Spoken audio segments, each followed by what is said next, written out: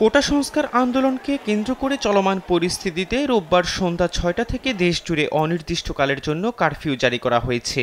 এ সময় যারা কারফিউ আইন ভঙ্গ করবেন তাদের বিরুদ্ধে আইনানুগ ব্যবস্থা গ্রহণ এবং জিরো টলারেন্স দেখানো হবে বলে জানিয়েছেন ঢাকা মহানগর পুলিশ তথা ডিএমপি কমিশনার হাবিবুর রহমান। রোববার রাত 10:30টায় ডিএমপি মিডিয়া সেন্টারে আয়োজিত এক সংবাদ সম্মেলনে এসব কথা বলেন তিনি জানান, ঢাকা মহানগর পুলিশ এখন পর্যন্ত অত্যন্ত ধৈর্য ও সহনশীলতা ও সংবেদনশীলতার পরিচয় দিয়েছে।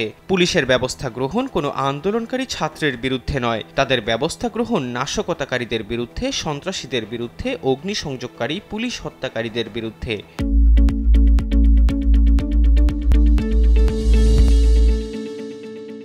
তাদের বিন্দুমাত্র ছাড় দেয়া হবে না। তাদের বিরুদ্ধে ঢাকা মেট্রোপলিটন পুলিশ আইনের সর্বোচ্চ ক্ষমতা প্রয়োগ করতে বাধ্য হবে।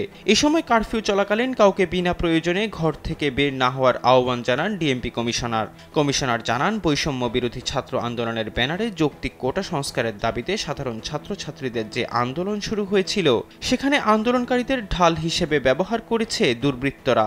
ঢাকা মহানগরী সহ সারা দেশে নজিরবিহীন অরাজকতা, অগ্নিসংযোগ ও ভাঙচুর চালিয়েছে। এই সহিংসতায় চরম জনদুর্ভোগের পাশাপাশি বিভিন্ন স্থানে সংঘর্ষ ও হতাহতের মতো দুঃখজনক ঘটনা ঘটেছে। এতে রাষ্ট্রীয় সম্পদের অবর্ণনীয় ক্ষতিসহ সাধারণ মানুষের নিরাপত্তা চরমভাবে বিঘ্নিত হয়েছে।